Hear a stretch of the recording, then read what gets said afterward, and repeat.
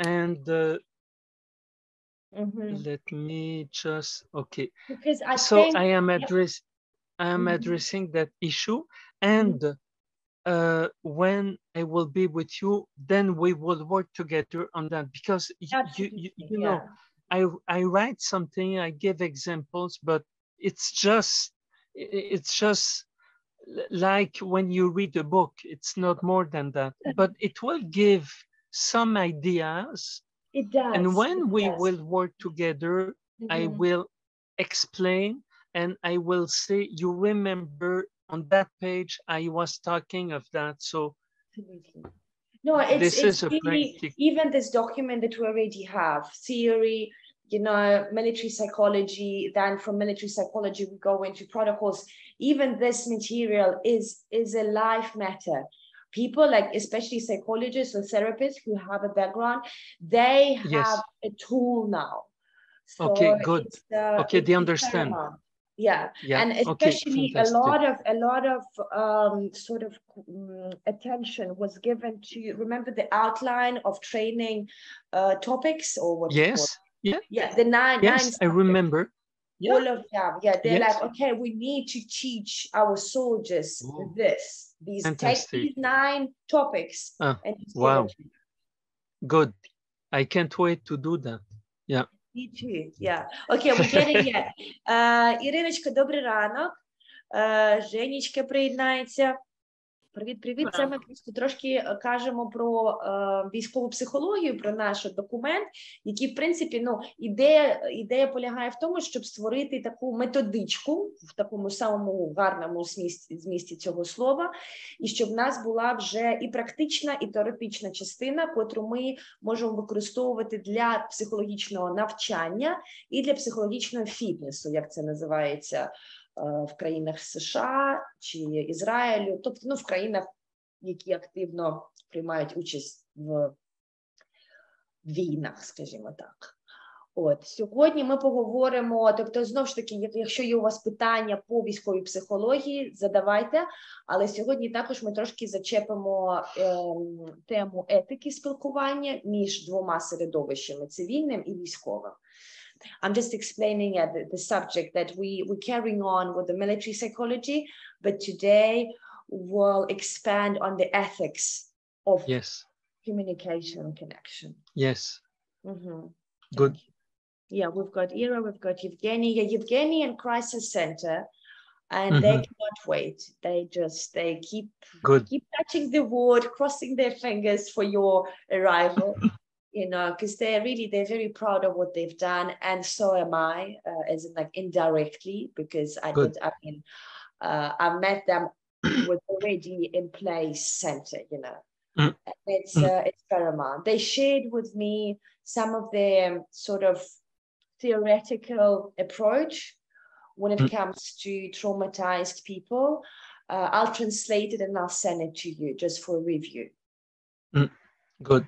Because it's a very interesting case, since the traumatic event happened now, true, via terror, but a lot of people, they had their previous traumas and they've dealt with their previous traumas through self-help, through self-medication. So either alcohol or some drugs even, you know. And funny enough, ironically enough, Evgeny and his group, they specialized in treating addicts. So they have that facility as well in place. They've got medical staff, they've got, you know, they have a permission to prescribe specific medications as well, if they are severe. So it's more, they're aiming for more of a clinic, you know, rather than just a center. Yes, I see. I see. Okay. I think we can start. It's fine. People will come in as they come. Yeah. Okay. Добре, люди. Ірочка, Євгеній, у вас є якісь питання, з яких можна почати? Віку до роботи сьогодні. Рано починається. А так слухаю вас. Ага, супер. Окей. All right. No questions so far. I'm sure there are. У мене є запитання, перепрошую. Ой, так, Женечко, добрий ранок. Угу. Добрий ранок. Оце я іноді, коли в мене є можливість, підключаюся і слухаю, і так зараз готовий трохи поділитися своїми враженнями щодо того, що ми обговорюємо. І мені так, моє відображення внутрішнє, то, що мені здається, що ми шукаємо компроміси, а не консенсус. І, на мою думку, це є різниця. І те, що я іноді спілкуюсь з військовими, ну, з друзями своїми, то чомусь це відчуття, це розуміння посилюється, тому що тут так є насправді, що ми майже весь час шукаємо якісь компроміси. І наскільки це саме може бути травматично, пошук того компромісу. Бо компроміс – мені треба від чогось відмовитись, там, во благо чогось ліпшого. Да? А консенсус – це коли ми розуміємо, що ми робимо, незважаючи на все. В цьому різниця. І мені здається, що в цьому ключі буде, мабуть, напевніше, буде, ну, скільки правильніше, а скільки ефективніше пошук самого консенсусу, ну і а не компромісу. Ну, цей компроміс, це то, що зараз, ну, це теж таке моє враження, що зараз коїться, що Росія, напевно, шукає якісь компроміси, і вона, ну, предлагає ці компроміси, але це нам не цікаво. І це мене дуже підтримує, це мене дуже так. Я розумію, що нам не треба шукати компромісів. Нам треба знайти консенсус. Ну, мабуть, це ми не зможемо зараз зробити. І тому це буде доки, поки, ну, це буде війна, поки вони не зрозуміють, що не треба шукати компроміс. Нам треба знайти консенсус. І те, що відбувається, напевно, у військових, там, ну, нема консенсусу, може. Зачасту там є компроміс. Дякую. Ось, ну, таку думку я маю. Дякую. І дуже актуально, Женечки, да, бо дійсно наш стан, як і в плані військового середовища, так і цивільного, в плані відношення до ситуації, він же однаковий. Тобто ми в одній країні і відчуваємо все абсолютно однаково. Але в плані компромісу і травмуючого оцього ефекту, це дуже дякую за цю ремарку. Jill, so we're going into, Eugene shared with us, say, it's more of I would call it an overall feeling in terms of both military environment and civil environment.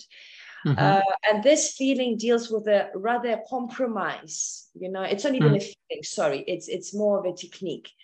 So in the given circumstances with an active full-scale war, the enemy side, the terror side, they're trying in their own way, but they're trying to find a compromise already because they planned it and succeed. So it's not about even them, but in our scenario, or no, in our reality, we do not welcome any compromise. But then again, it's the reaction, you know, it's how we are against the enemy. But amongst us as a society, we need to sort of find a compromise between each other. We need to, you know, there's no consensus, there's no sort of mutual understanding. Yeah. And then this compromise, what Eugene just mentioned, which is an interesting psychological nuance, a compromise itself can be traumatic. The more you compromise, right? So the more you give up on your, well, whatever it is that you have to compromise on, but it's taking away from you something that you just have to, you know, morally or physically be okay with. I would say that it can be the same thing as, let's say that somebody aggress physically somebody else, and then this aggressor says we have to deal a compromise for the consequences. There was an aggression, and when that aggression occurred, it was no compromise at all. It was imposed. So I understand well that in the Ukrainian population, you have people will think this way or the other way, and they will diverge from with opinions, and this is, it's normal. It's normal that it's there, but it's dangerous because it divide people instead of putting together people. Mm-hmm. Usually, when we have an enemy from outside, it's very easy to get close together and to fight this external enemy. But when this enemy presents a propaganda in which he says, we want to make peace with you, just forget what we did, we will be good friends again, then you have internal, I would say, tensions and disagreements.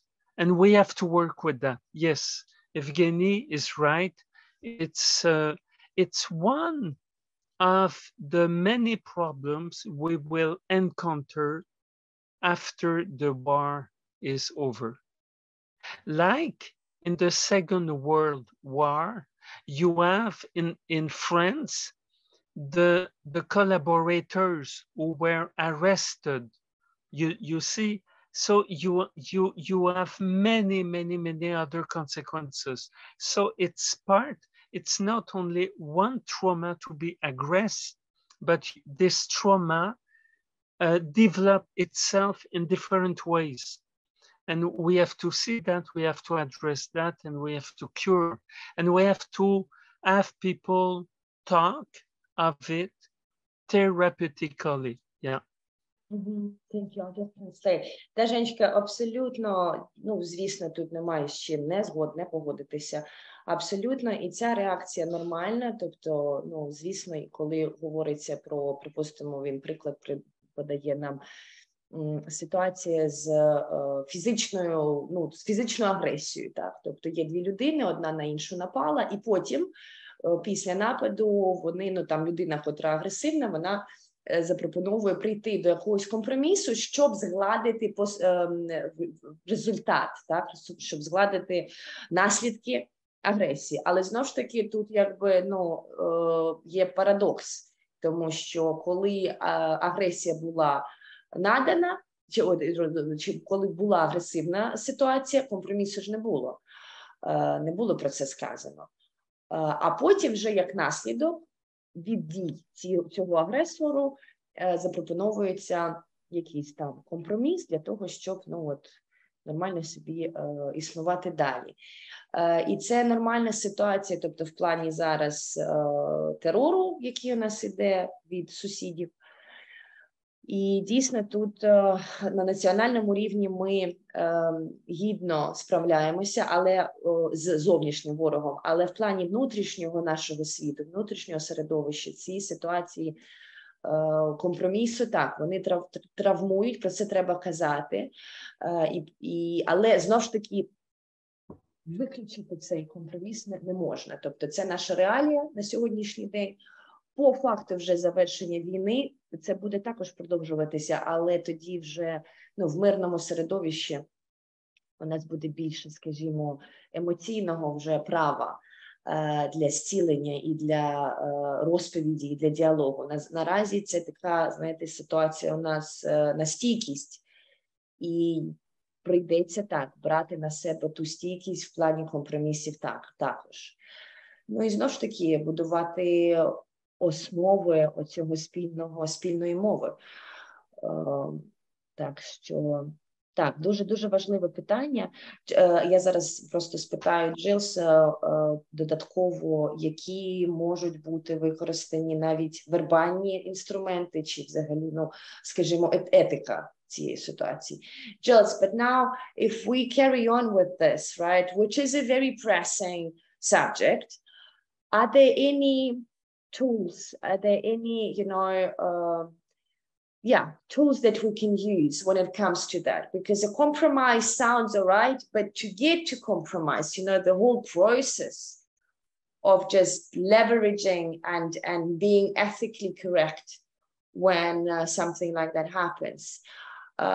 Is there any, you know, technique? I would answer that in this case, it's like psychology is, how can I say that? Psychology and politics are merging one over the other. The nation will have to decide what kind of ending it wants to this war. And you have a president who will try to hear all this and try to propose a solution in the name of Ukrainian nation. So this is politics, and politics is power, is the way we exert, I don't know, I don't have the word. It's power in exercise on a society. In a democratic society, we look around, we have representatives of the nation, and we have a national assembly or something like that, and we discuss and we debate and we arrive to vote a decision. So for me, this is politics. But in the population, I think that the only technique we can develop is empathy to different points of view. We have to be patient and open that some other people, they don't see the solutions the same way we see solutions. This is empathy. This is the technique of putting oneself in the shoes of the other. Yeah. The rest is politics. The rest is decision. But if we can just be able to have this freedom to express ourselves and the responsibility to listen and to not judge and leave it in the hands of the people who represent us. So at the top you have your president. So he is the one who must represent the nation. And you have a democracy, you have elections and all this, so it goes that way. But beside politics, you have psychology, and in psychology, you have listening, empathy, the possibility to express oneself, and not be scared to do that, you see. Thank you. Yeah, it's like a formula for us now to inhale.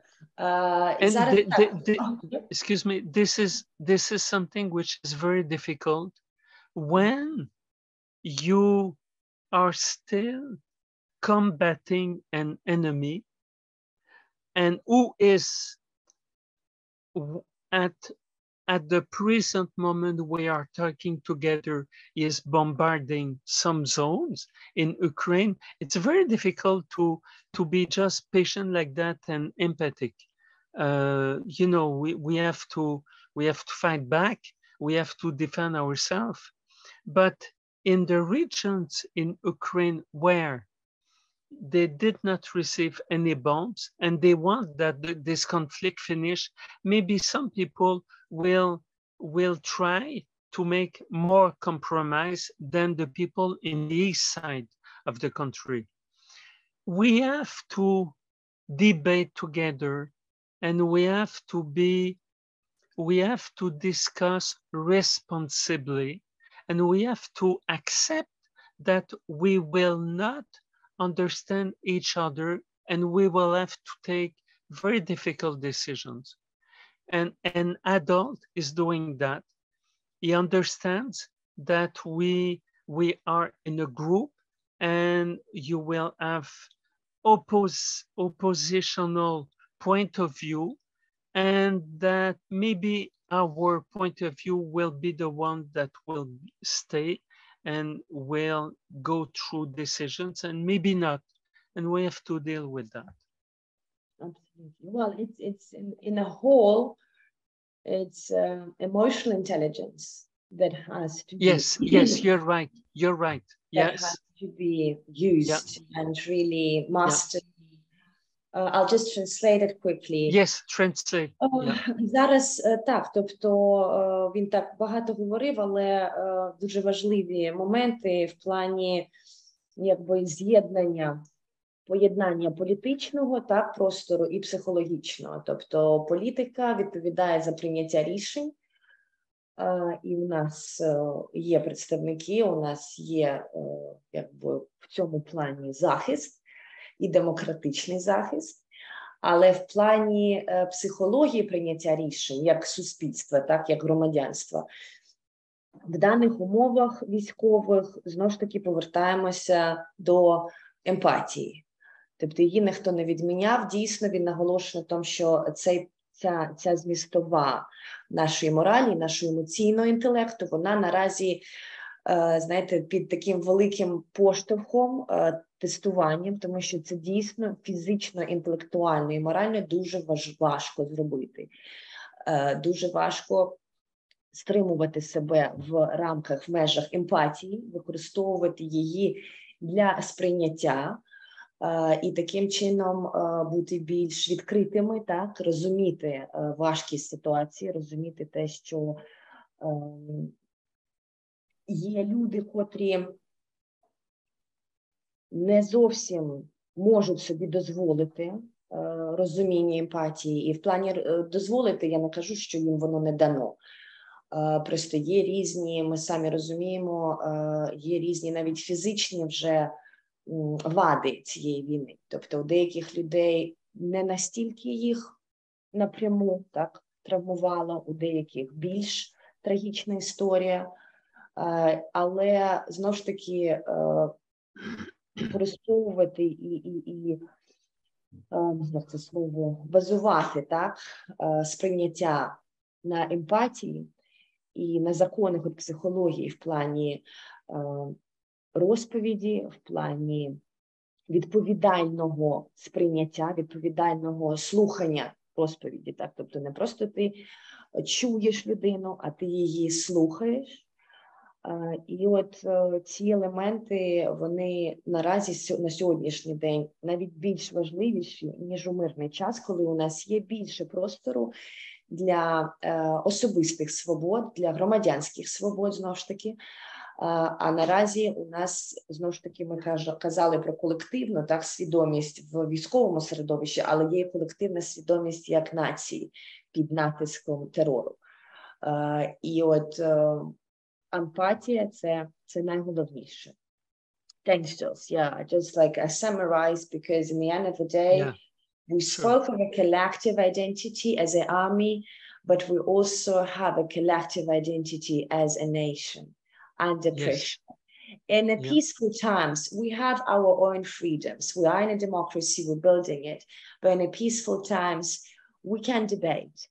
This is a democracy, you're absolutely right. In these given times of a war, we have to unite and even somehow put aside our own perspectives, our own views, our own ideas on the freedom, our own ideas on responsibility, you know. We have to unite under one resistance and again, empathy, what you mentioned. You know, in my consultations, you will translate that. In my consultations, individual consultations, people talk with me of, you know, social problems, politics, and everything. But I always hear them and come back to personal psychology and their own emotions and all this.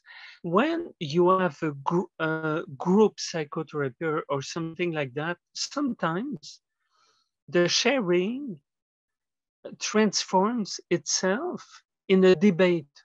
And then the psychotherapist must stop and say, we are not debating opinions, we are sharing perceptions, emotions, cognitions, and behaviors. So when we remember these 4 elements, perception, emotions, cognitions, and then behavior, so we can learn to be able to listen to something we would disagree, but we can learn to respect a different point of view.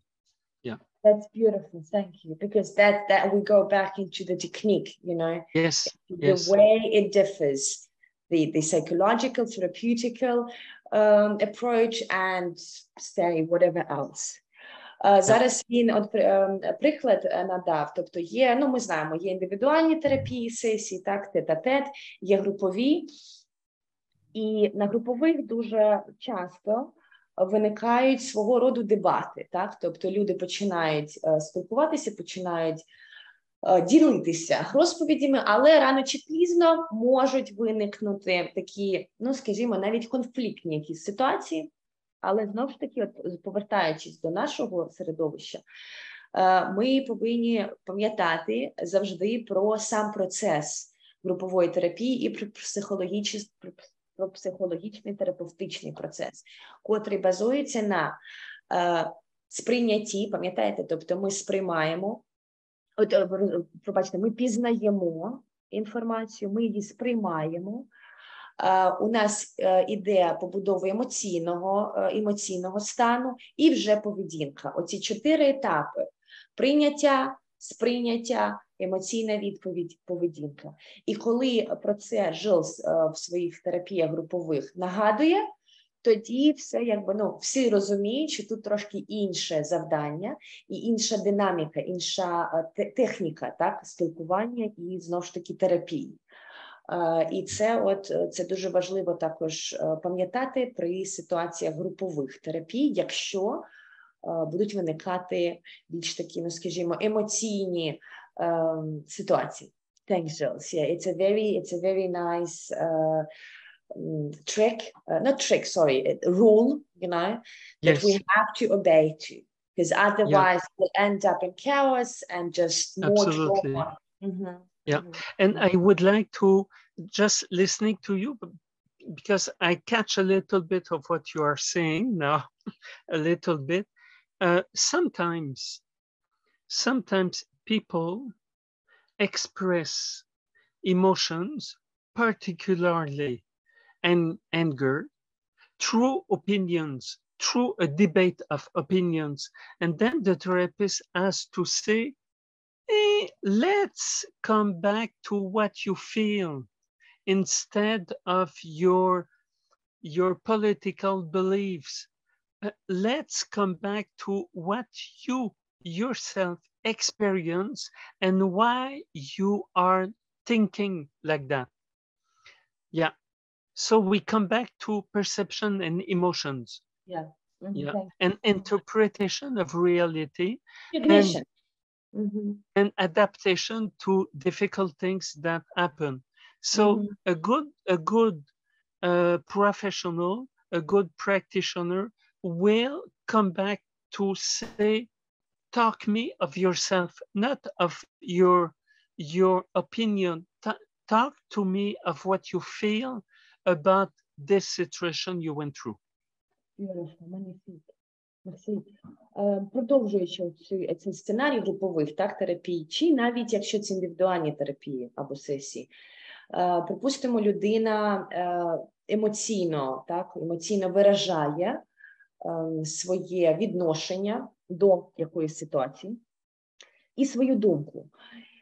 І тут терапевт повинен нагадувати, повертати людину у відношення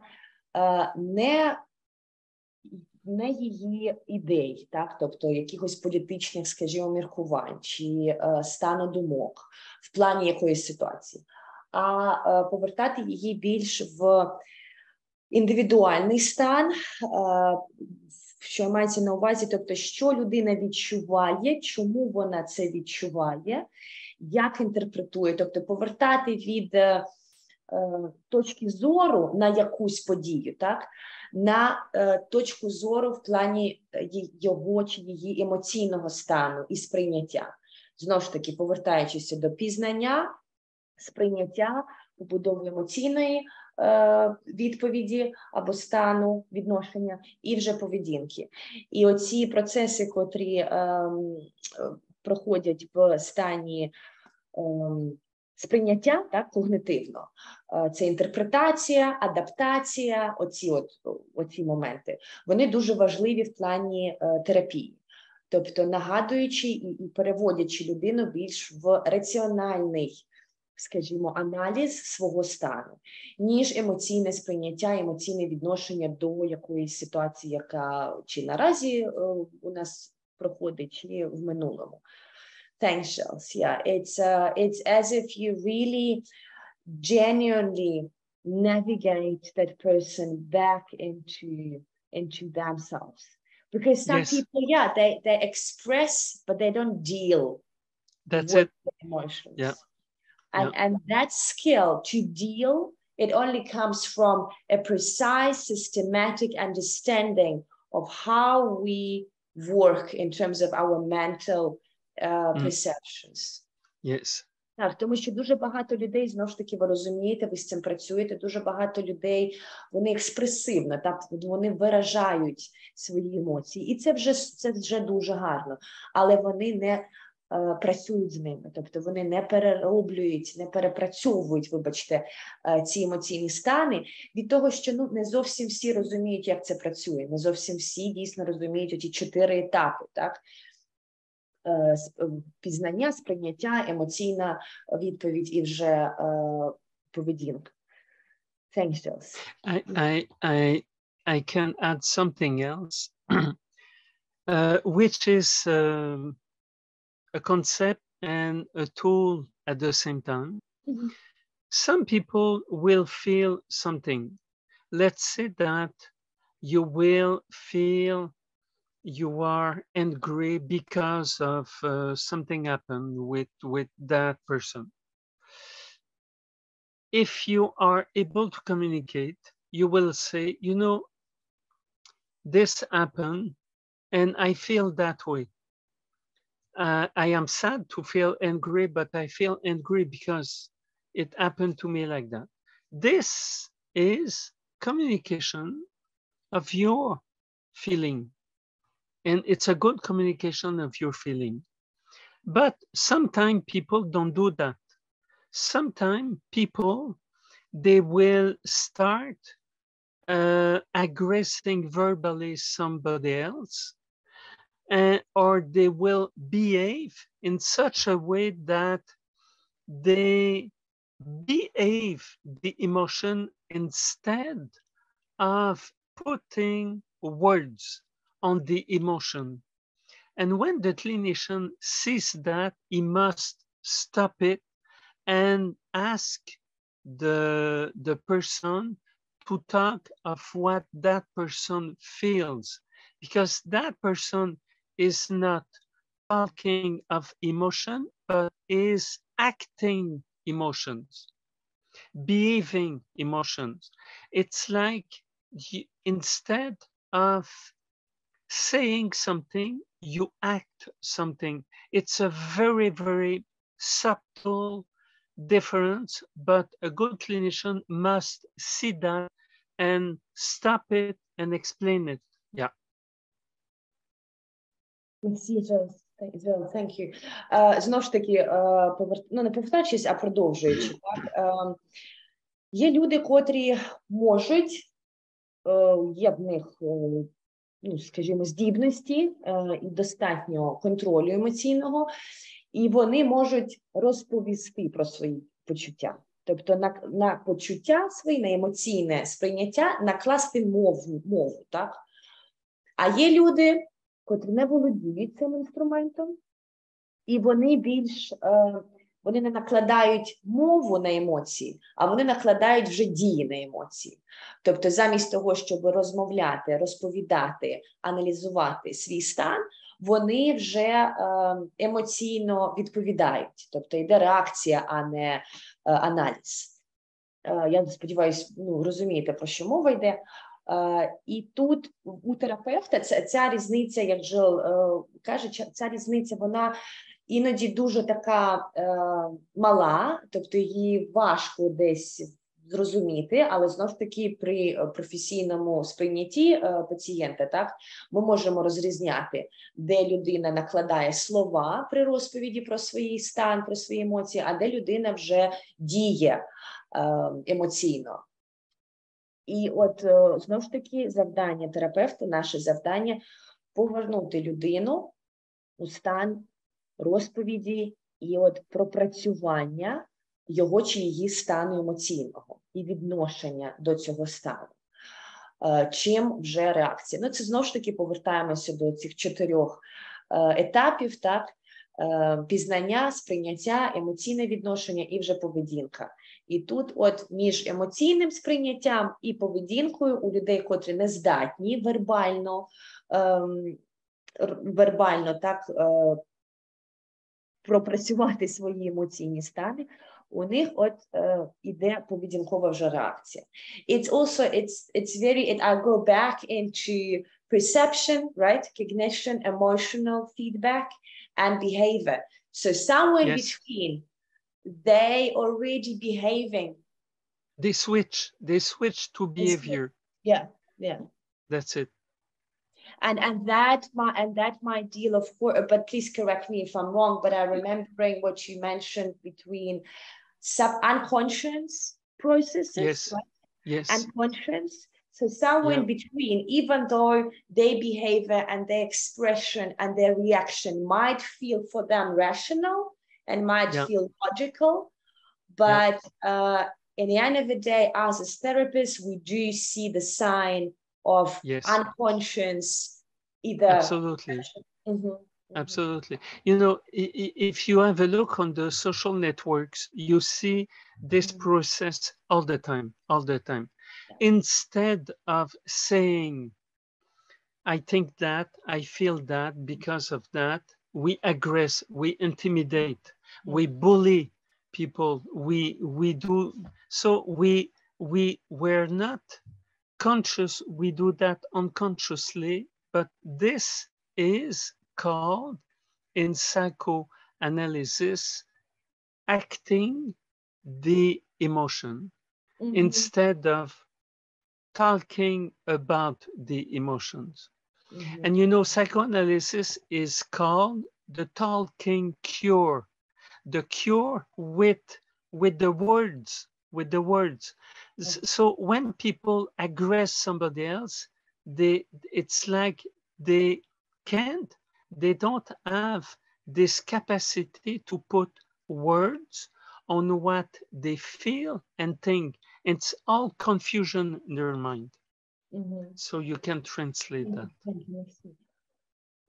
Так, тобто тут, повертаючись до, він приклад нам надає соціальні мережі, так, ми всі там, ми всі існуємо, і от на прикладі соціальних мереж відповідь, реакція людей, так, вона, ну, не зовсім свідома і не зовсім адекватна. Чому? Тому що, повертаючись до нашого от прийняття, пізнання, сприйняття, емоційна відповідь і вже поведінка, у людей, котрі діють емоції, так, тобто він каже, що психоаналіз – це лікування мовою, так, лікування розповіддю. І люди, котрі не володіють цими інструментами, вони діють емоціями. Вони не розповідають про емоції, вони їх не аналізують, а у них вже йде реакція, тобто поведінкова вже реакція на свої емоційні стани.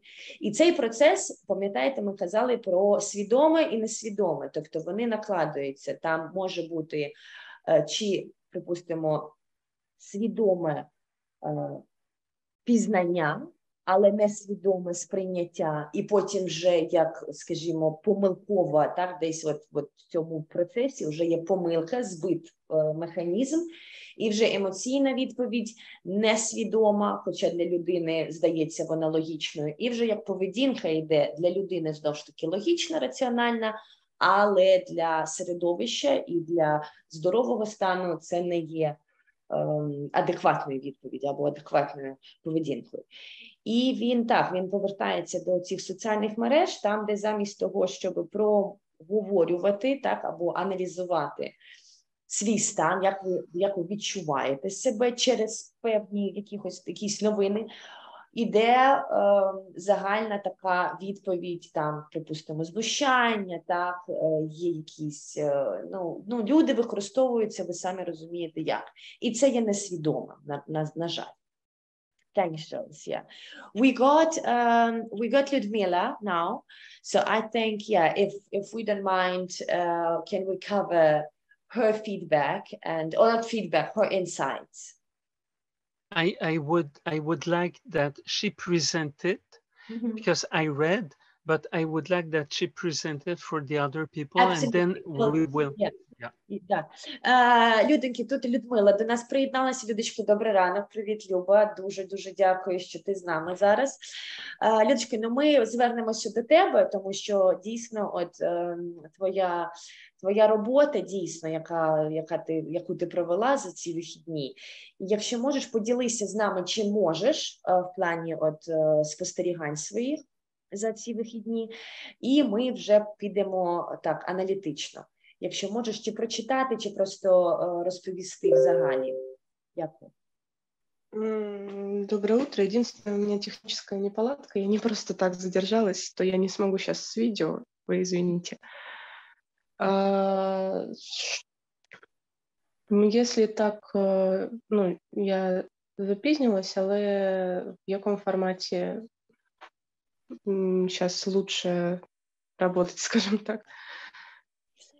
Дивися, ты можешь или прочитать вот то, что ты мне отправила, и я, соответственно, Жилу отправила, или, в общем, объяснить, вот как выходные прошли и какие ситуации возникли.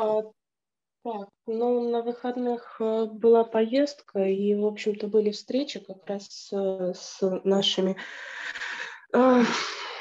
семьями наших военных, именно тех хлопцев, які добровольцы, которые не профессиональные военные, у которых не было возможности и, собственно говоря, подготовки до военной к текущей ситуации. И, в общем-то, два случая, которые, с которыми сейчас не совсем понятно, что делать. Я, наверное, не буду прям полностью всю подноготную, да. В первом случае у нас имеем ситуацию, что мама военного не в состоянии справиться самостоятельно со своим станом, и начинается уже отдача на військового, потому что он начинает думать, что это связано с ним. При этом, как за время общения с нею я понимаю, что изначально его уход в ЗСУ как основной проблемой, сложно считать. Там больше личные проблемы, личные там вопросы, скажем так, которые нужно прорабатывать. Но, тем не менее, состояние у женщины тяжелое, и за невозможностью заниматься помощью ей парень потихоньку начинает думать, что он может с этим сделать.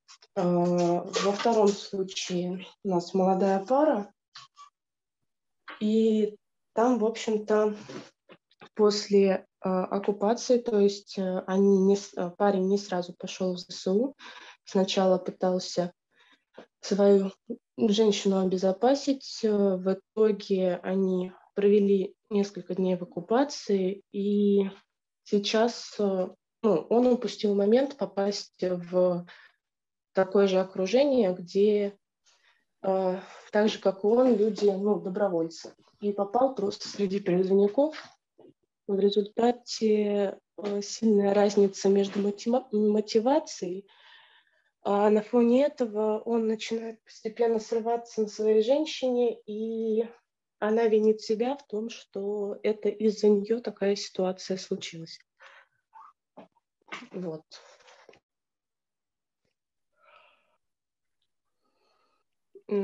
Если ты мне подскажешь, что лучше добавить, чтобы Спасибо, дорогая. Мы сейчас, да, то есть, ребятам просто описала, да, ситуации такие, схематично.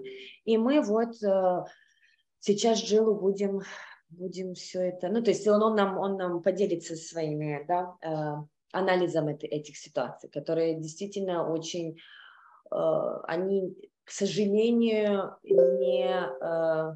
не уникальны, к сожалению. Это будет откликаться для многих людей, так что проработаем. Yes, Jill, so yeah, she just explained, we've got two cases, the one with the mother and her son who joined armed forces, the other one is a couple, young couple, you have that. Yeah. So yeah, it's your floor. Thank you. So I would say, what would be Ludmila's question for me when she wrote all this? What is the question to which I can answer? Right. Людочка, да, тобто він питає тебе, яке в тебе питання в плані от першої ситуації, першого кейсу, там, де розмова йде про мати і про сына. В общем-то, я уже формулировала и повторюсь. Основной вопрос — это какие есть сценарии развития событий и как можно на это влиять. Соответственно, без психотерапии, потому что в одном случае мы не можем, он там далеко находится, а во втором случае, я так понимаю, что то же самое. Тут надо работа с парой, а мы имеем только девочку. Супер, дякую.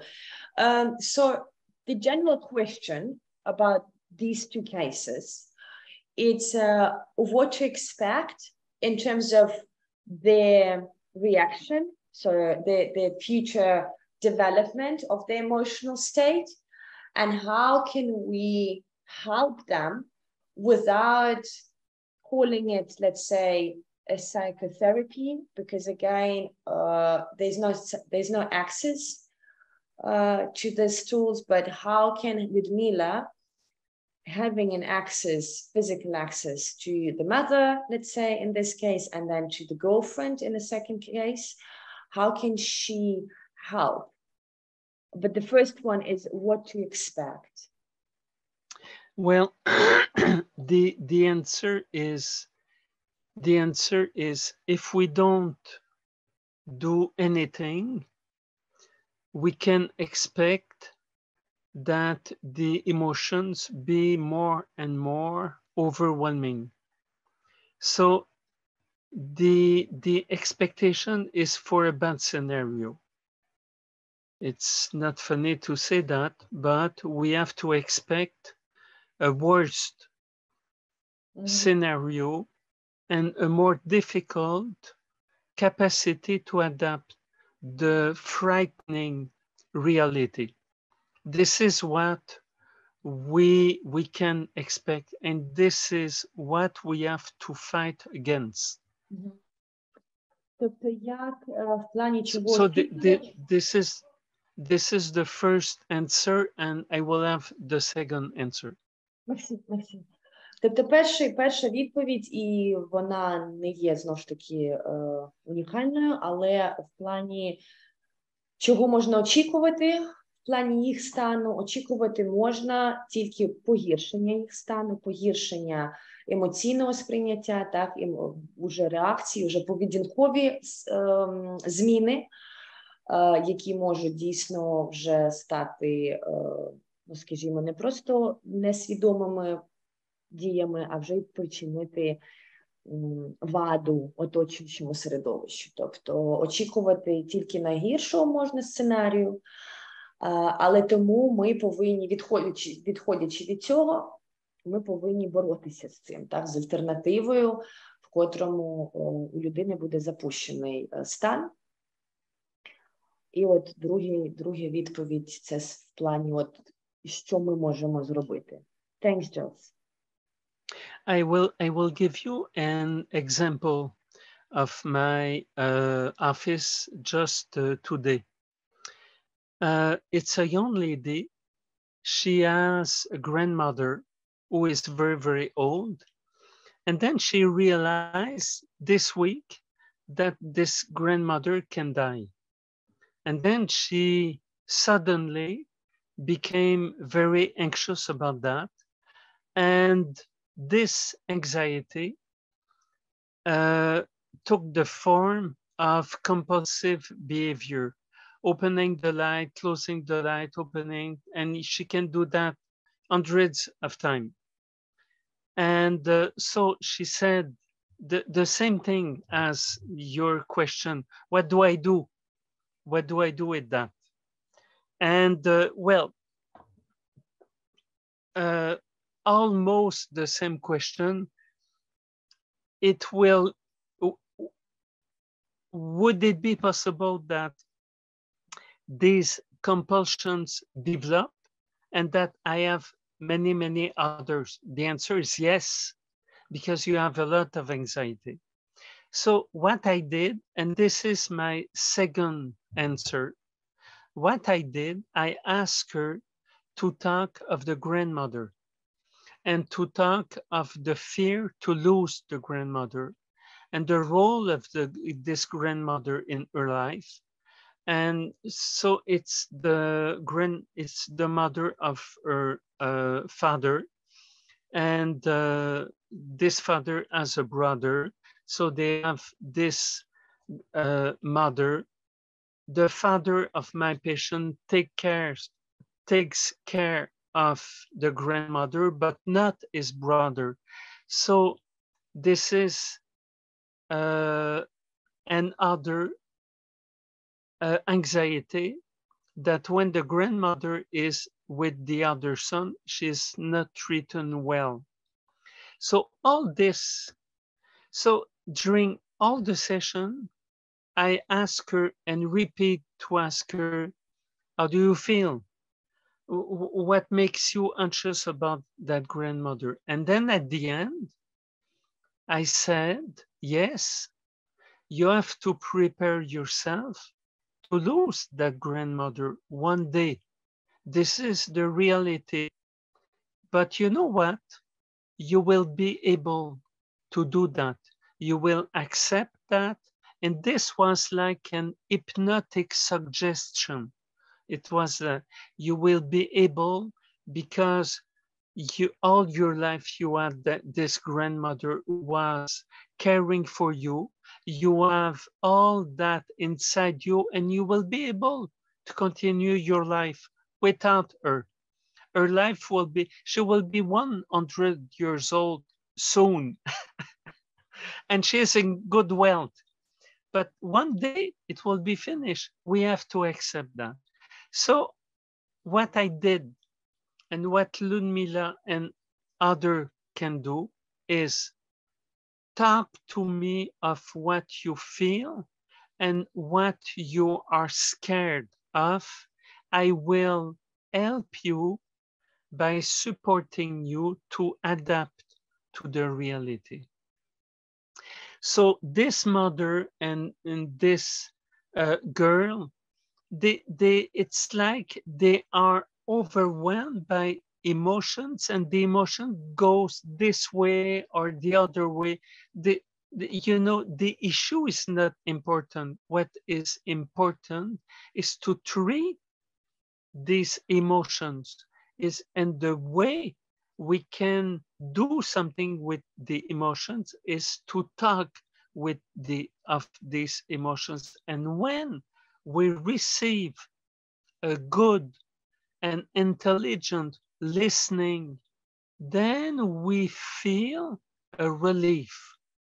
And we have to repeat, we have to repeat, we have to repeat.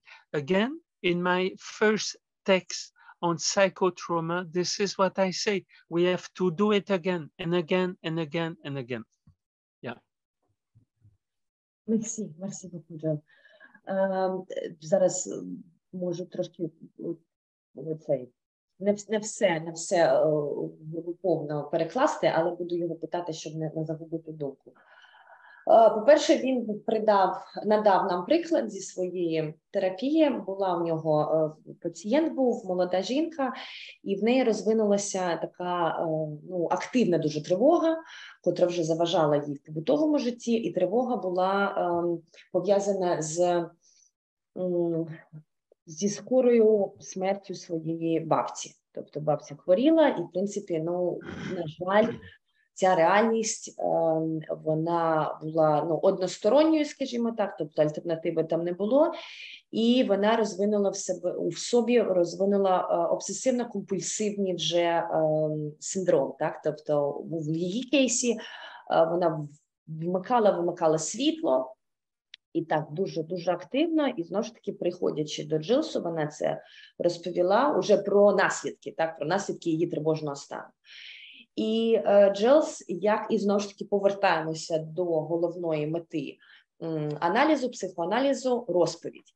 І він попросив її розповісти про свою бабцю, в її словах, розповісти про відношення до її бабці і розповісти про причину її страху, так, по відношенню до потері бабці. І от так потрошку цей процес пішов, і потім вже там через якийсь період сесії вони повторювалися, через якийсь період, через, знову ж таки, повторювання. Тобто ми десь у теоретичних наших вебінарах ми казали про не розповідь одного дня, не розповідь однієї, скажімо, ситуації, а постійне повторення оцього емоційного стану і повторення через різні, знову ж таки, слова, бо людина не буде казати про одне і те ж саме емоційне сприйняття чи її стан, використовуючи одні і ті ж самі слова. І потім вже, як результат терапії, Жил сказав їй, що їй треба готуватися до ситуації там, де її бабці не буде. Тобто ця реальність, вона станеться, вона вже в процесі, і їй треба адаптуватися, цій молодій жінці. І знову ж таки, через процес розповіді, через дуже довгий процес сприйняття, так, і пізнання її бабці, її вже, вибачте, Жилс вже бачить, знаючи деталі, так, її дитинства і взагалі зв'язку з бабцею, він сказав, що ви спораєтеся з цим, тому що ваша бабця, знову ж таки, її не стане, так, але у вас є всі інструменти, все, що вона вас дала, так, вам. І ви справитеся з цим, ви адаптуєтеся і продовжите довге, гарне життя. Це як маленький приклад в плані альтернативного розвитку вже таких, синдромів, так, в її випадку це обсесивно-компульсивні вже розлади, і як приклад психоаналізу через розповідь самої людини про її емоційний стан. Тобто в плані матері, так, повертаючись до Людмили, в плані цієї жінки, мами, і в плані дівчини, тут ситуація не в самій проблематиці, а тут ситуація в переповненні емоційних станів, в переповненні емоційного оцього ну, як це сказати зараз англійською, вибачте.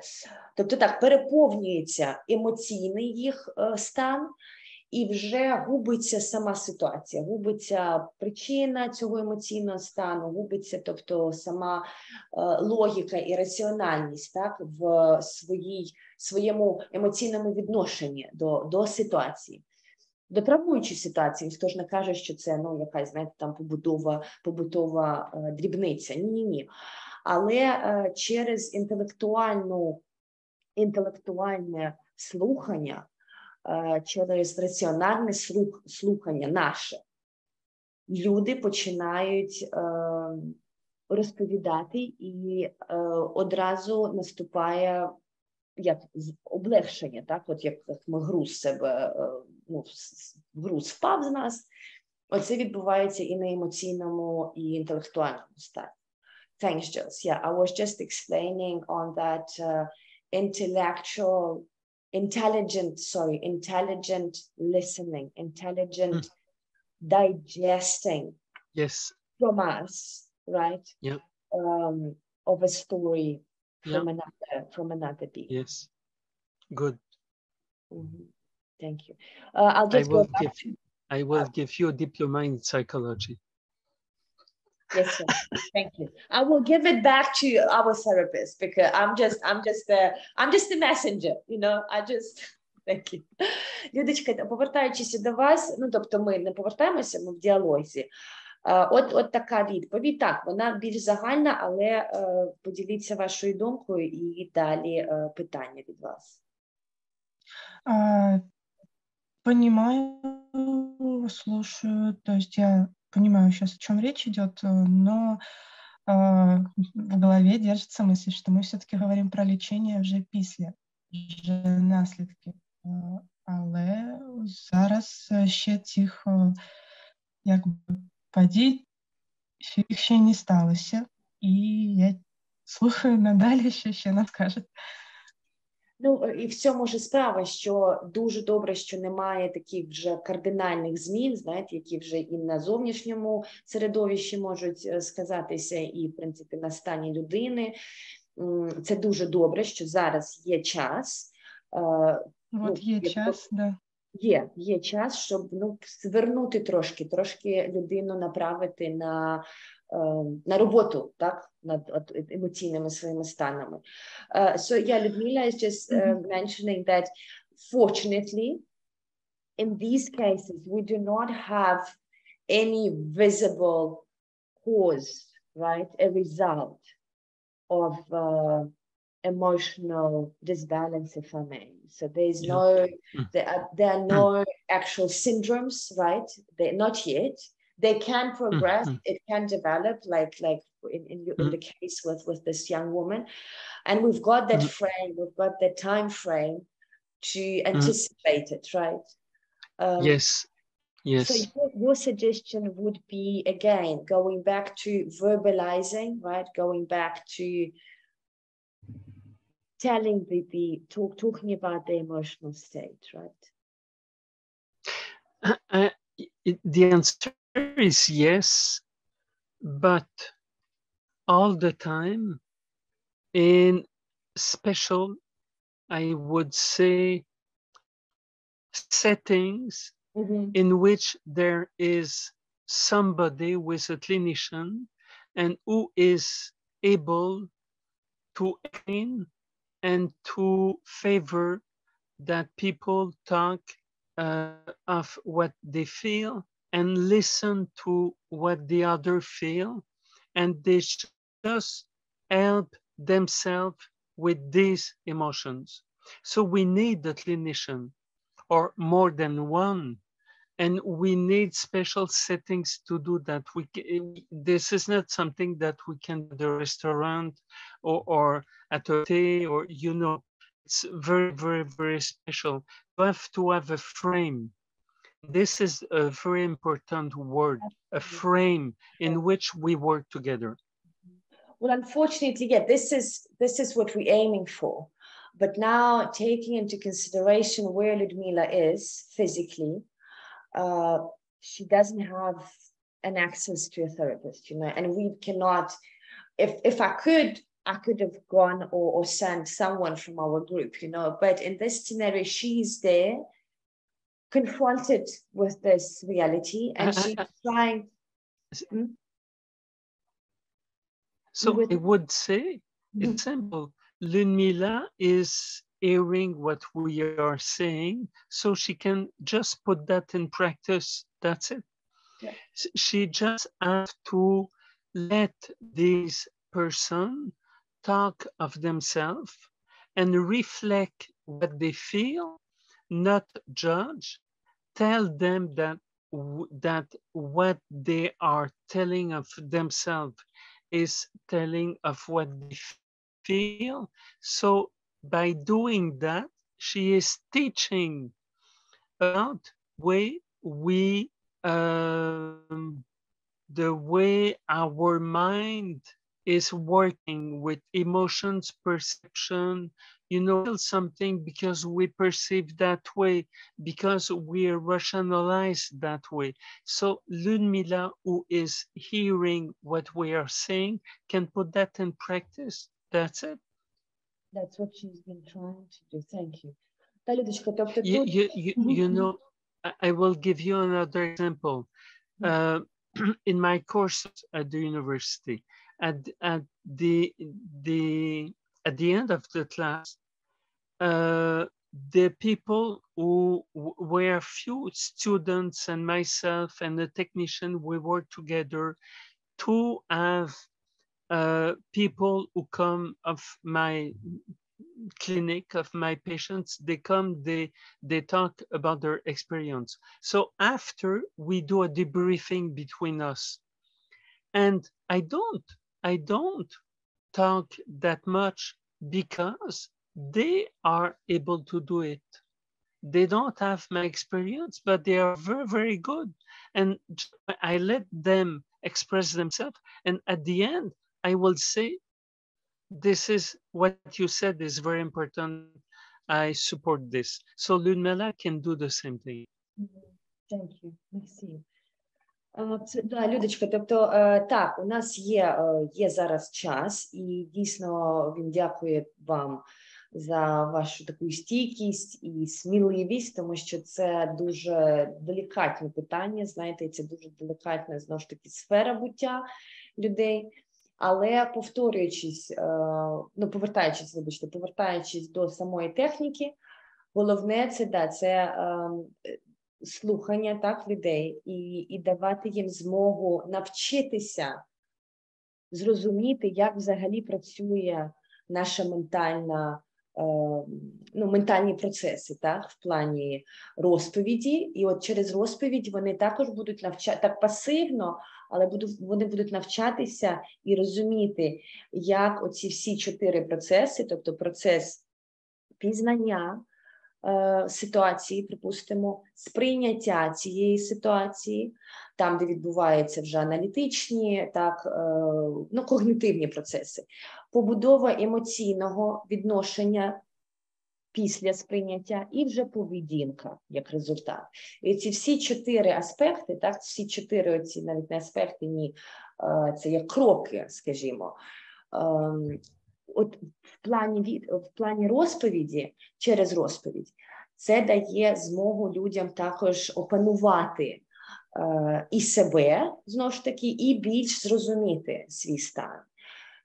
Але так, це тільки через надання людині того простору, там, де ви підтримуєте її не в плані просто слухаєте і погоджуєтеся або не погоджуєтеся, а в плані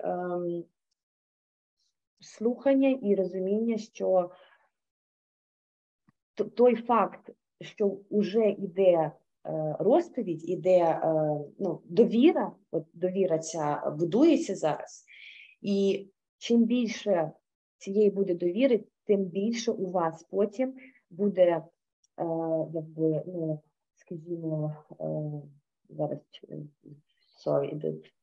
загубила переклад, буде ваги, так? Тобто буде більше ваги направляти людину більш, повертати її в плані, чому вони це відчувають, як це вони відчувають. Тобто повертати її більш до аналізу її стану, ніж до рефлексії. Так? Тому що починається це все, і я впевнена, що за вихідні це було багато рефлексії від людей. І це початок, це вже супер. Jill, just one question, because just summarizing what Ludmila went through over the last weekends, it was more of a reflection, right? People shared with her more of that, they acted emotions, what she said, right? They didn't verbalize it enough. It was more of a, again, reflection, but which can be very, I'll give you a word now, which can be,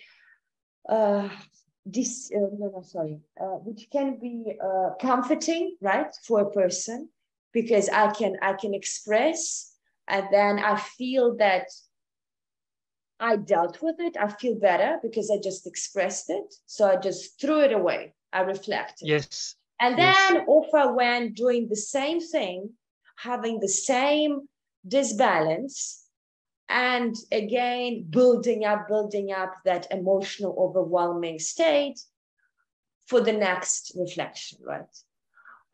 So over the weekend, it was more like that with Ludmila and these people.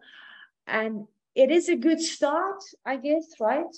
But now her job and her sort of, not, I wouldn't call it a job, but her challenge here is to carefully navigate that, carefully sort of line them up from reflection, from expressing, to more of dealing with the emotions, right? More of the rational.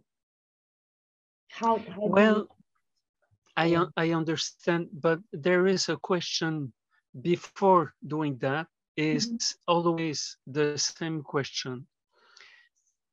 Can I do something for you? Because when you hear that, you think that there is something that must be done, but we don't know what this person would like to do with that. Some people, they will just, as you said, throw away some emotions, and that's it. They will feel good with it. So we have to ask. Would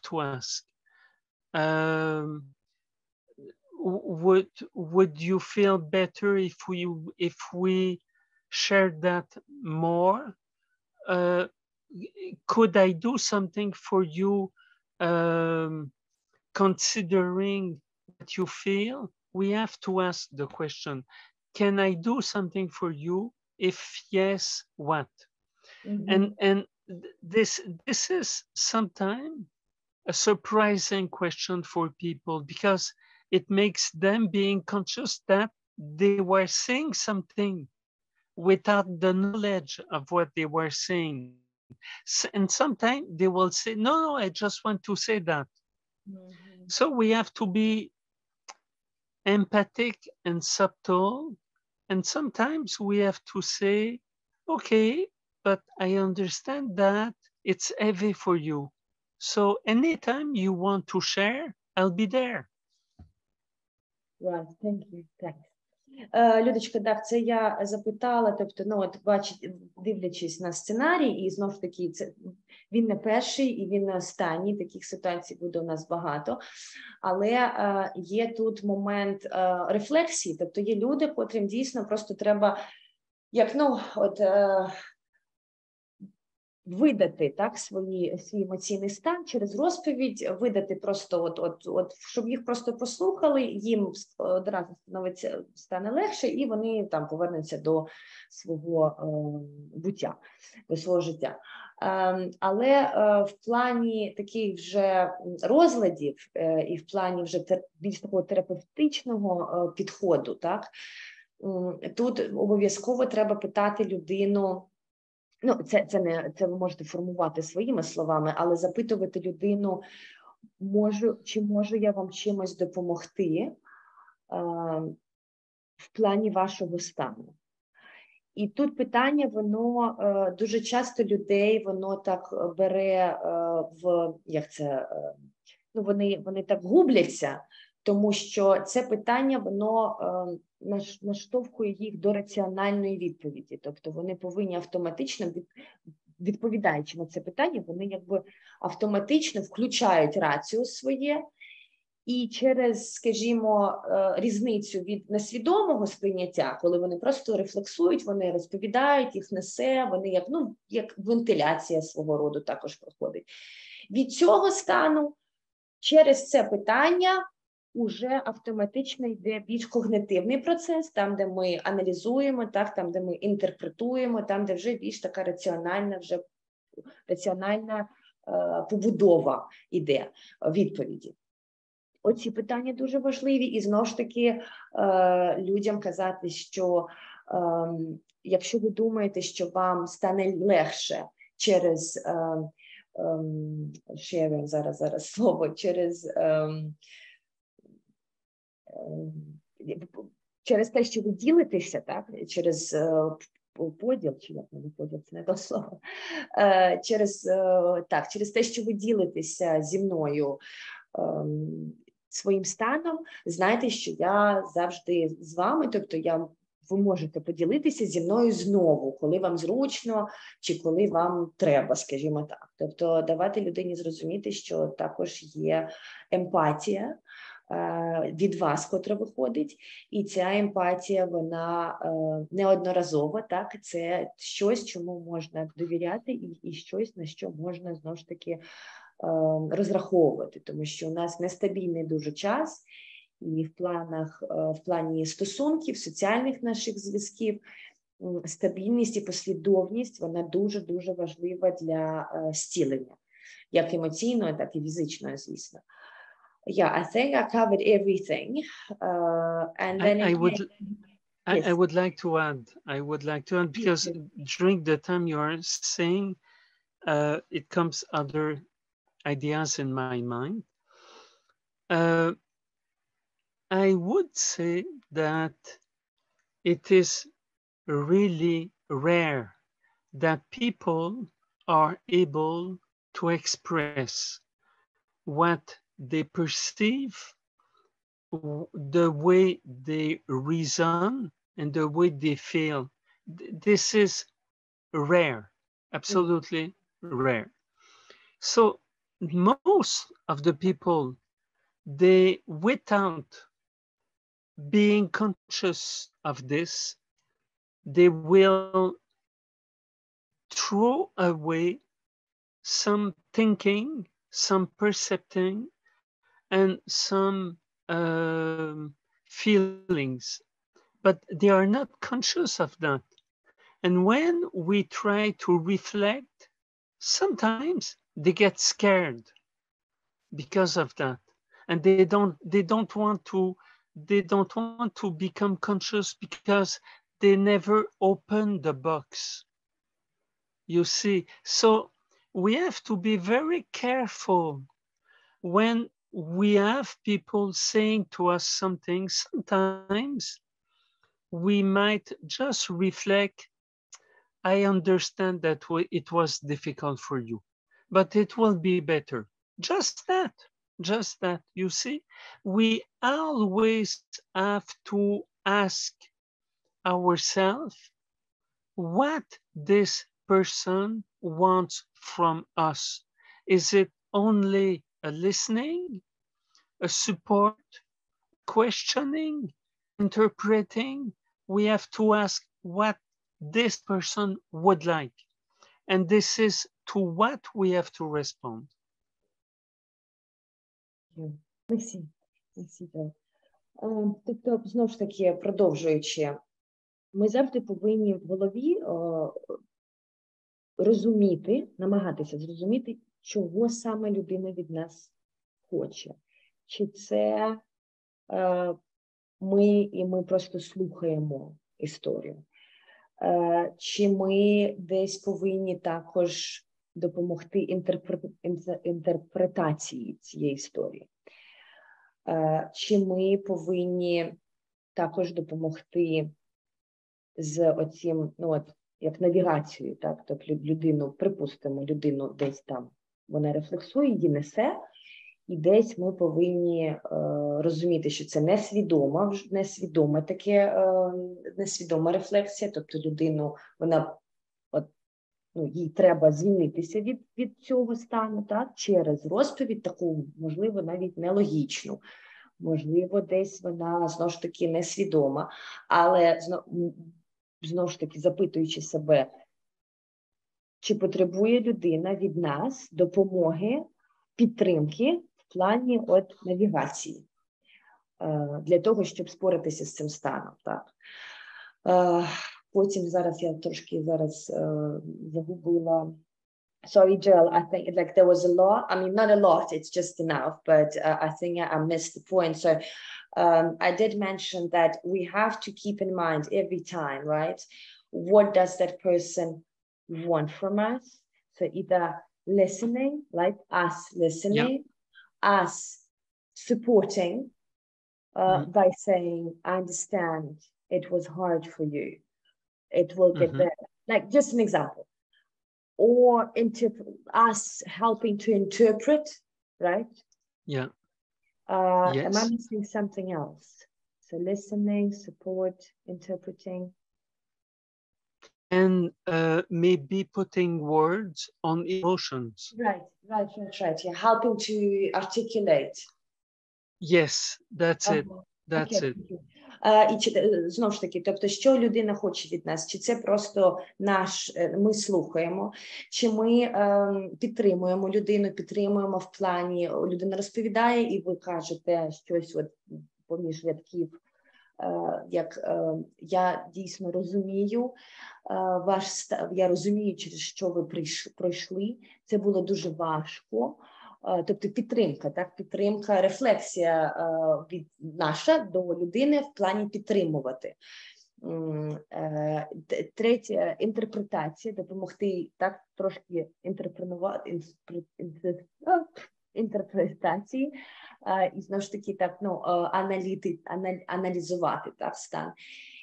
І четверте, у нас йде допомога артикулювати, допомога покласти слова на ці емоції. Так? Тобто десь ми не кажемо за людину, немає такого, але ми допомагаємо трошки вербалізувати емоційні стани. Так? And by helping like with articulating, it's a very fragile thing, because we don't want to say it again, like for the person, we don't want to, destabilize, right? Yeah. This remembered me an experience in which I had to prepare a presentation that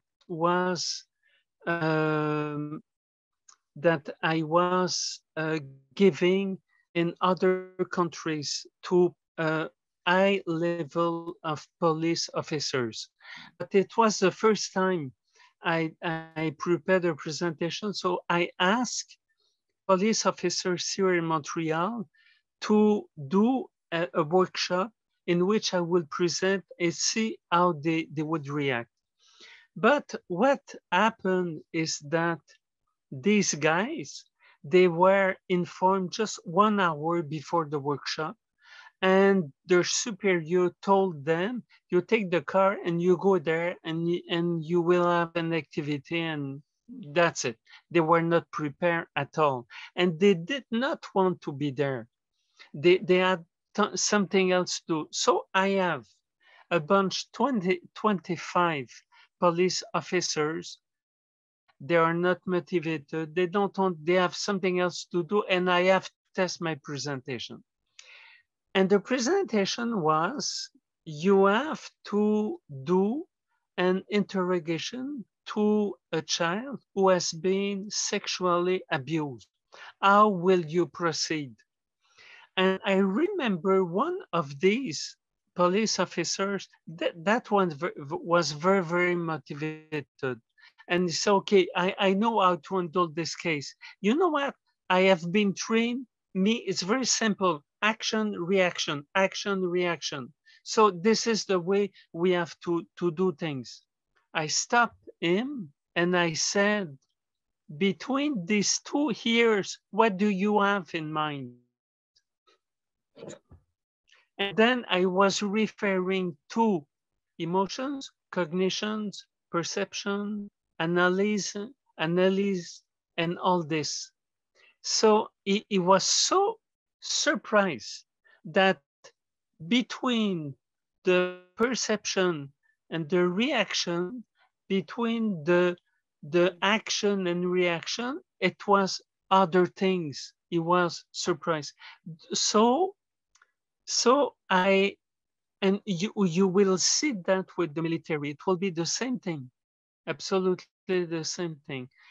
And some of them will be curious, some of them will be open, some of them will be close to that. And again, I will have always the same question, can I do something for you? That's it. Thank you. Yeah, beautiful. Це зараз він, продовжуємо, і був у нього приклад, таких прикладів багато в його практиці, але от припустимо, у нього було завдання презентувати специфічну техніку для поліції, для працівників поліції. Техніка полягала в тому, як проводити допрос, вибачте, дітей, котрі були, над котрими були знущання фізичні. І 25 там людей, офіцерів поліції було 25, і не зовсім вони були мотивовані, тому що так їх дуже швидко відправили, там десь годину-півгодини, щоб вони послухали його. І він почав розповідь, тобто першочергово був стан дуже такий, скажімо, не зовсім розполагаючий, так? Вибачте. І одна людина була там у групі, котра дуже так зацікавилася, і він сказав, що я багато з цим працюю, у мене багато досвіду в такому просторі, скажімо. І оцей офіцер поліції, він почав йому розповідати, що як це відбувається, тобто є акція-реакція, так? Отак він так застосовує цю методу при роботі з таким дуже делікатним, скажімо, матеріалом. І потім Жилс єдине, що сказав, добре, а що у вас між вушима, тобто між одним вухом і між другим вухом, що у вас там відбувається? І це чому така метафора? Тому що, знову ж таки, повертаємося до оцього процесу нашої свідомості, до процесу пізнаємо ситуацію, до процесу її сприйняття, до процесу емоційного стану і до процесу поведінки, вже як реакції. І ці всі процеси, знову ж таки, у кожному з них відбувається специфічна і стимуляція, і специфічна робота. Тобто в стані когнитивного, так, в стані сприйняття, вибачте, це і аналітика, це інтерпретація, це раціональність, це причинно-наслідкові, так, от всі ці моменти. І от просто пояснюючи цей процес, уже люди, в даному випадку офіцери поліції, вони вже більш були зацікавлені, тому що вони навіть не розуміли, що в стосунках акцій і реакцій відбувається така різноманітна низка дуже важливих аспектів уже поведінки, котрі вони повинні брати до уваги при процесі дослідження, так, дослідження в даному випадку кримінальних справ, котрі стосуються дітей та знущання над дітьми. Те ж саме відбувається і з військовими. Те ж саме відбувається і з нами цивільними, котрі не зовсім розуміють, як ці процеси у нас працюють, і не то, що ми не розуміємо, нас цього не вчать. І от через таку терапевтичні такі бесіди ми починаємо людям давати таке, більш свідоме вже сприйняття, більш свідоме навіть, свідоме сприйняття процесів їх пізнання, так, процесів, що з чим пов'язано, і від чого залежить та реакція і та поведінка вже. Thanks, Jules. Yeah, it's very crucial. And then again, going back into these cases, we now again presented with two identities. We have a military people, right, who are on duty, who have to stay in the one identity. Remember from our previous webinar, they cannot be disturbed because that would lead to a collapse. That would lead not only to a collapse in a comfort zone, it would lead to a collapse once they return, once they have to socialize back. So now I'm looking at the second case, right, with a couple. And a boy, he's got a bit of overwhelming, again, reaction, an overwhelming emotional state. And then the girl, automatically, she feels guilty. She feels guilty that because he had to secure her first, and because of her safety, he left and joined armed forces. She's starting to recruit that guilt. She's starting to rationalize and reason her current situation based on guilt, which is wrong. Well, I mean, it is which is suffering. Suffering, yeah, exactly. But now it's a very fragile work, because the civilians, right, the mother and this girlfriend, they have to understand that their boys, they recruited themselves to that collective identity. Yes. Do you think they need, even though the boys might not really understand it? Yes. Do you think it's important to explain that collective identity to the mother? Absolutely. Absolutely.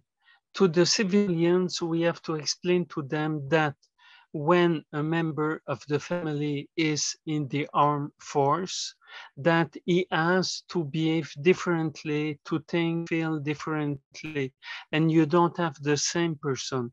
Yes, we have to explain that, and we have to don't ask them to behave like in the civil life. They are unable to do both at the same time. Yes, we need to teach that. І зараз також повертаємося до цих кейсів, і у нас на сьогоднішній день у нас знову ж таки стосунки між двома середовищами, стосунки між двома ідентичностями. Колективна з однієї сторони, в плані військового середовища, і особиста в плані, чи це є родина, чи це є друзі, чи це є, от в даному випадку, мати, так, або жінка військового. Excuse, do you have finished? Yeah, I got you another. Just one, yeah, please don't forget, yeah. І тут дуже важливо також давати розуміти людям, цивільним людям, яка відбувається зміна у військовому середовищі, що не можна очікувати від уже військового бути попереднім, там, припустимо, не знаю, Петром, або попередньою людиною цивільною.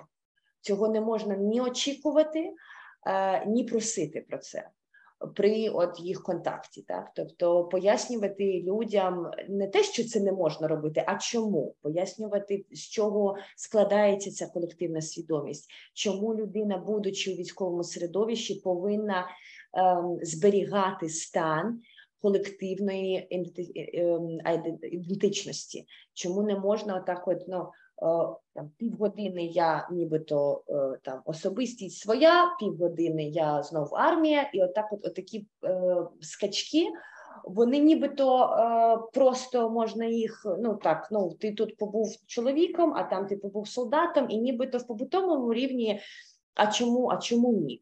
Але в плані вже відповідальності, в плані свідомості, знову ж таки, в плані свідомого аналізу, свідомої поведінки, оці дуальність оцих свідомостей, вона дуже вадить. І людям цивільним це треба пояснювати, Ну, і знову ж таки пояснювати це військовим, але це ми зараз про цивільних кажемо. Yes, Jules, that's done. I add, listening to you, I add another example. It is like you have a firefighter who is working to fight a fire. And then you have the wife who calls in during his working doing that and said, you know what you told me, the supper, it was not a good thing. I don't deserve that. It's not the time. It's just not the time. She is right, but he is busy with something else. So it's the same thing. We have to give example to the civilians to explain that.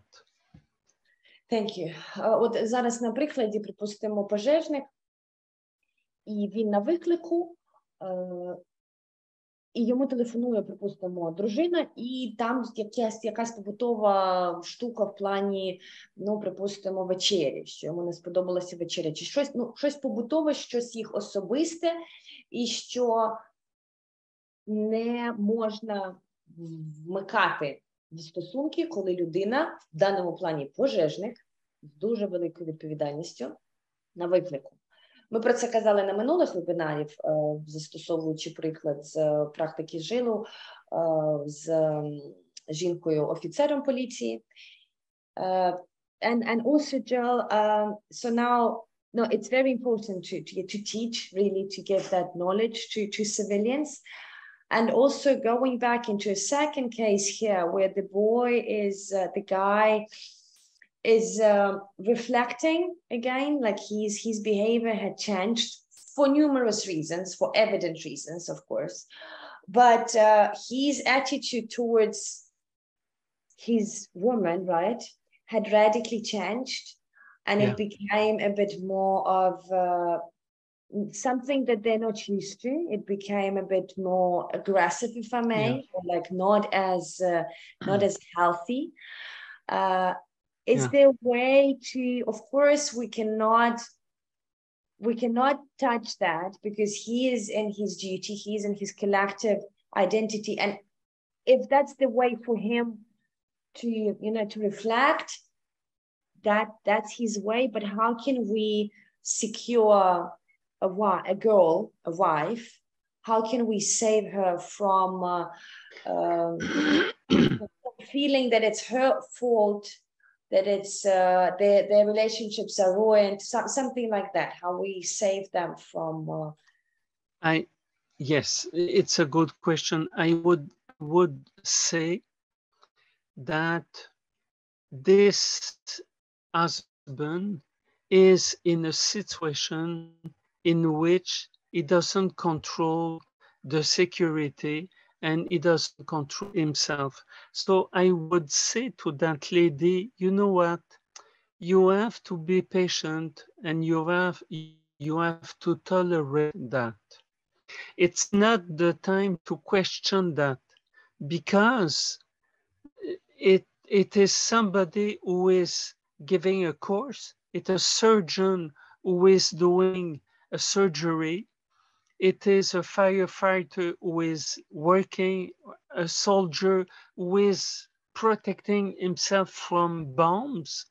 He is doing something else, which is very scary, and he is in a state of overwhelming panic.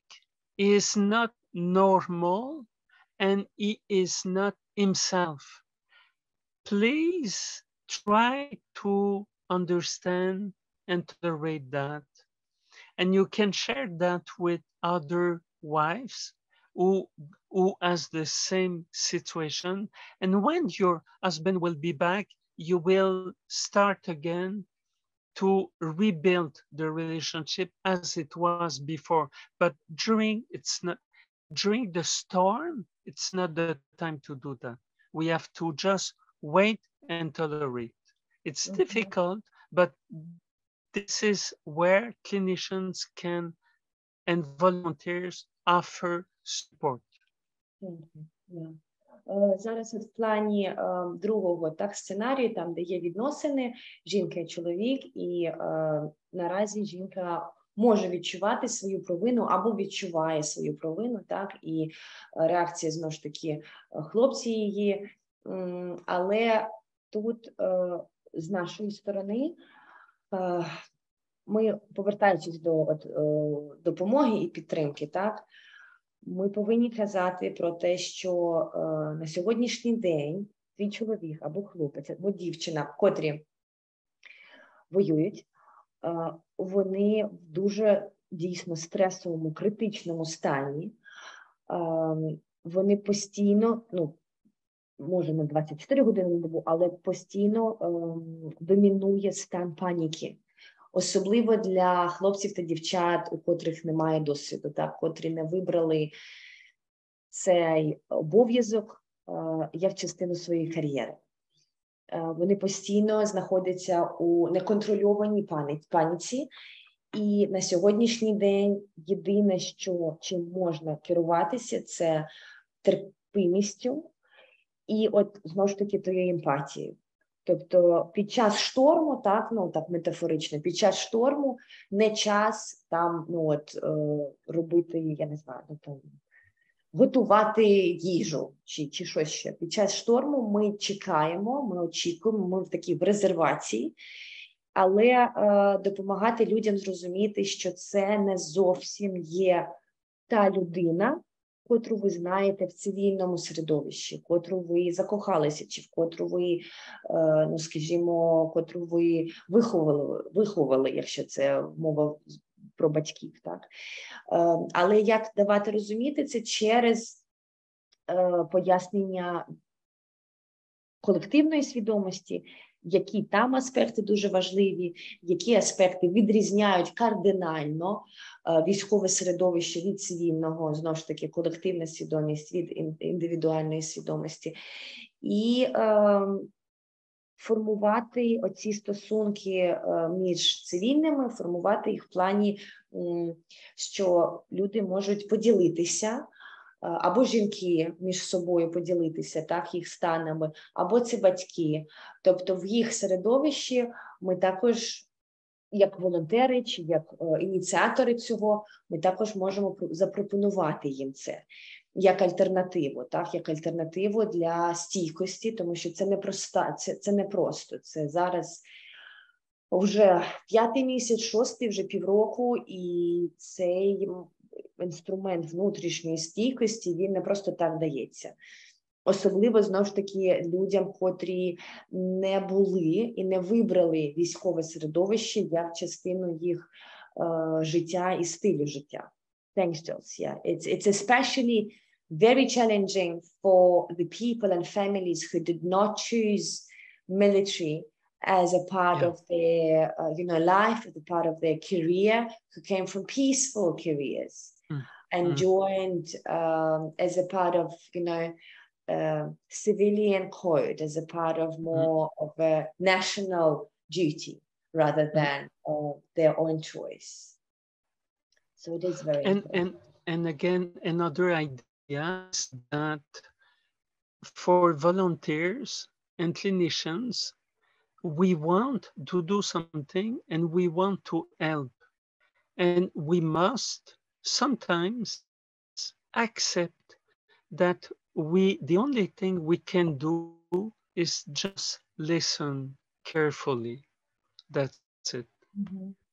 І в плані волонтерської допомоги, так, волонтерською я її називаю в плані того, що ми, у нас, ми можемо допомогти, так? І як він каже, що в більшості випадків ця допомога – це обережне слухання, обережне, свідоме слухання розповіді людини. Thanks, Joe. Yeah. I'll go back to Людмила. Maybe she's got some questions, right? Okay. Людочка, да, є якісь питання? Тобто так ми і загально, і трошки так вже предметно.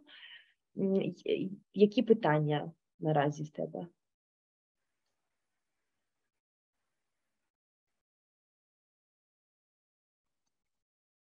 Я от не знаю, I'm just not sure Sorry. Алло, алло. Да. Меня нормально слышно? Да, супер, да. Здесь начал.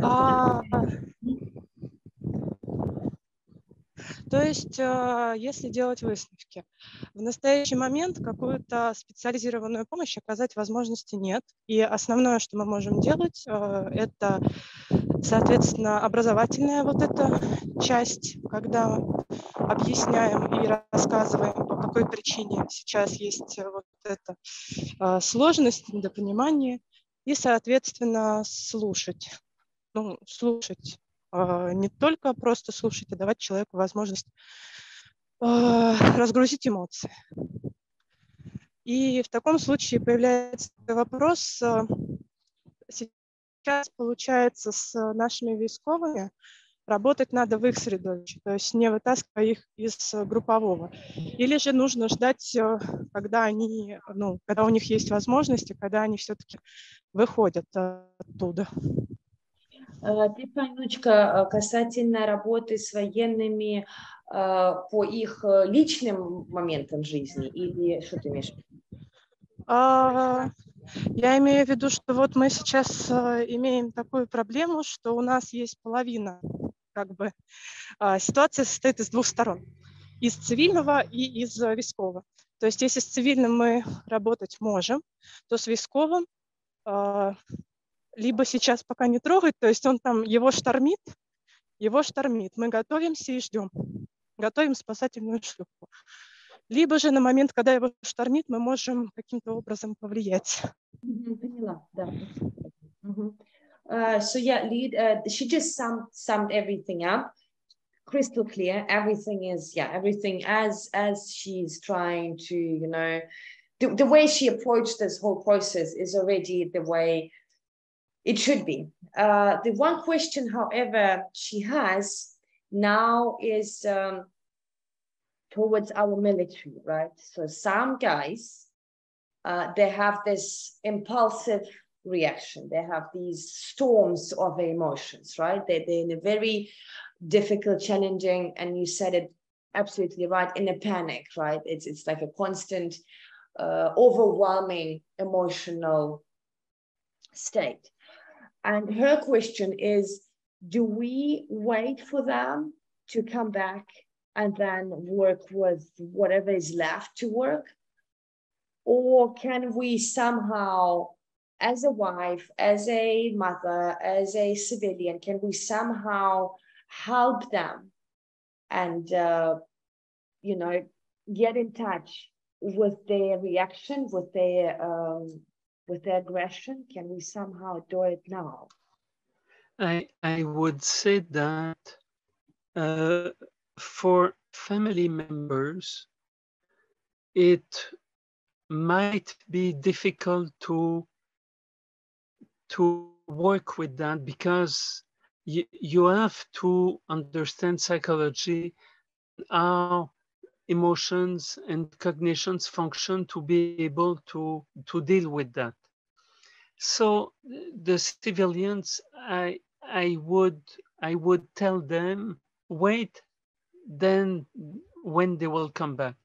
But to the military officers, I would ask a question when we will meet them.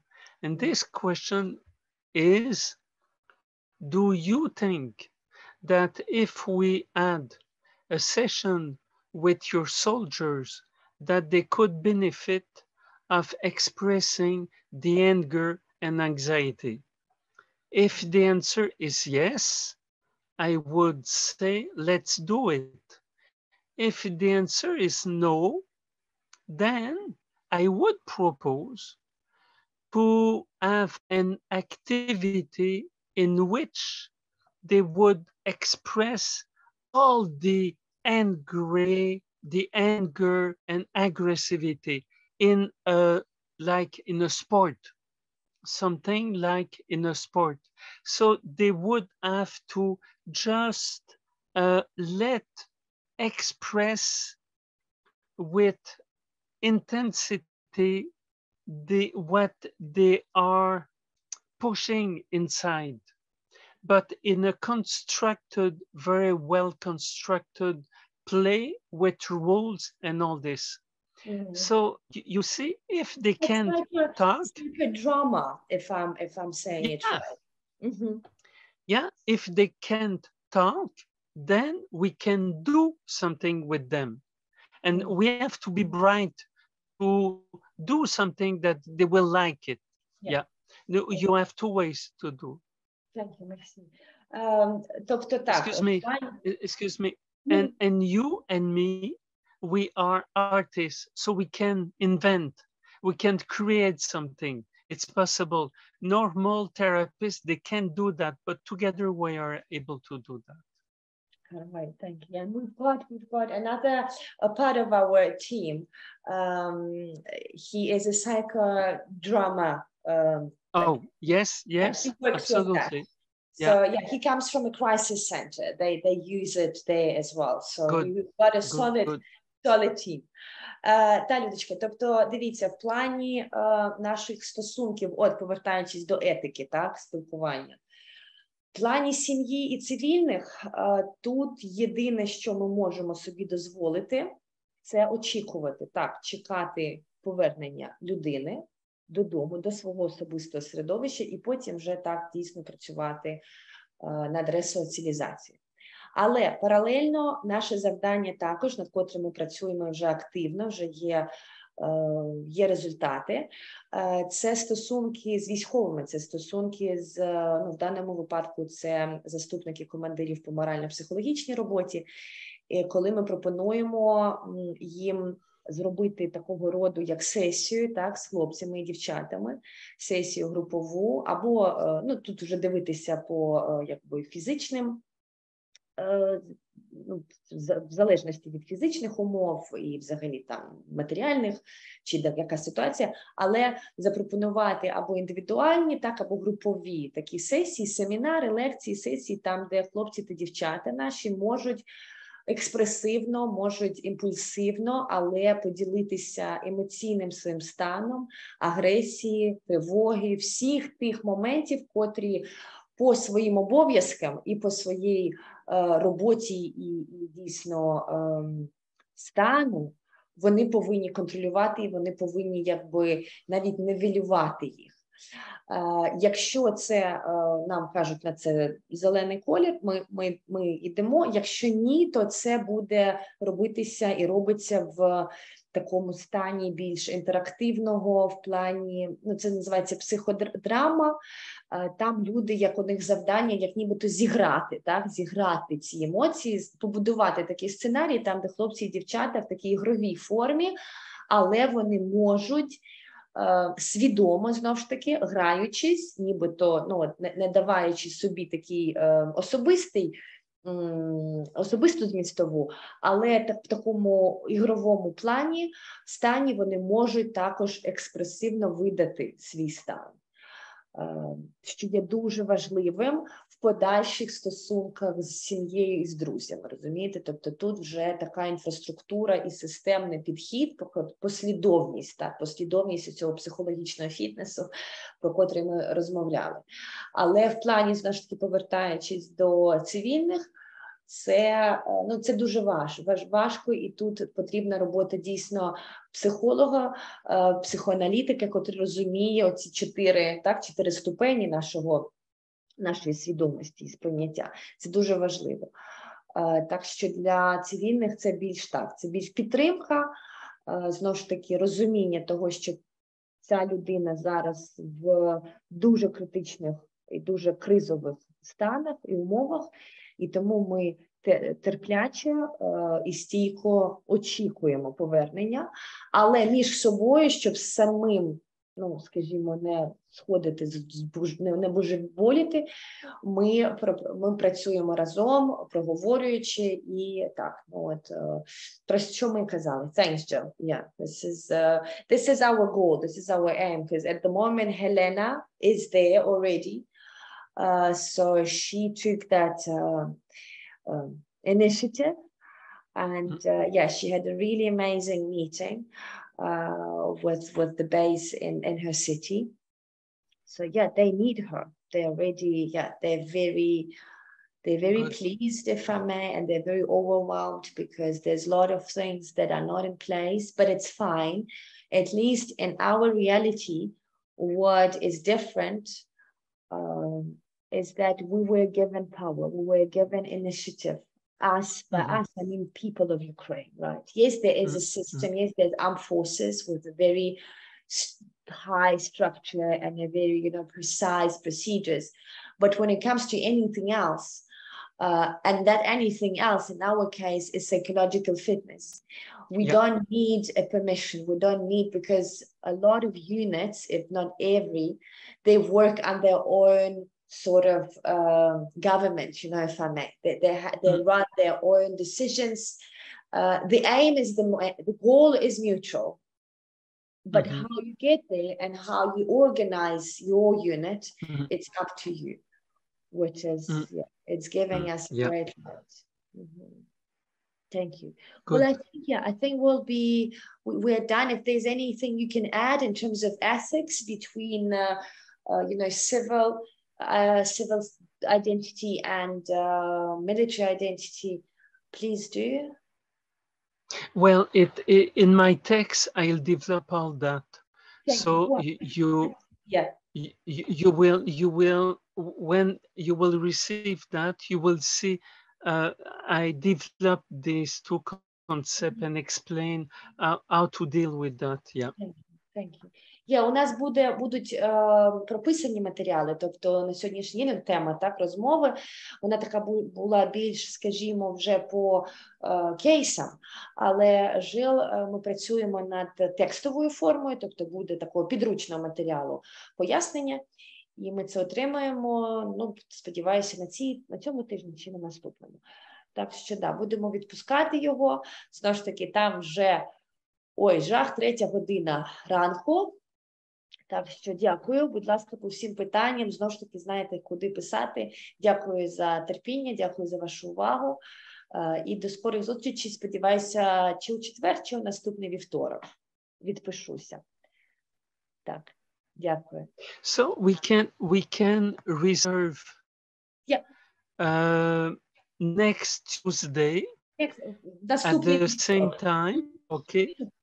And we can keep that Tuesdays 8 o'clock up to the that's very good.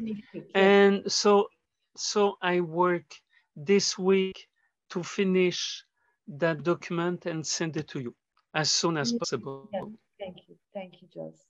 Добре, Людвіда, тобто у вівторок зустрічаємося. Тема, в принципі, буде пов'язана з військовою психологією, тому що от на цьому тижні вже так завершуємо методичку, цей прописаний матеріал. І буде тема більш стосовна військової психології і фітнесу військового. Дякую. Все, бережіть себе. Все добре, терпіння нам і скорої перемоги. Thanks, Jules. Thank you. Thank you. Okay, we'll chat soon with you. Please rest, eat and sleep. Yeah, this is what I'm doing. Thank you. Okay, have a good week. Bye-bye. Yeah, bye-bye, Jules. Thank you.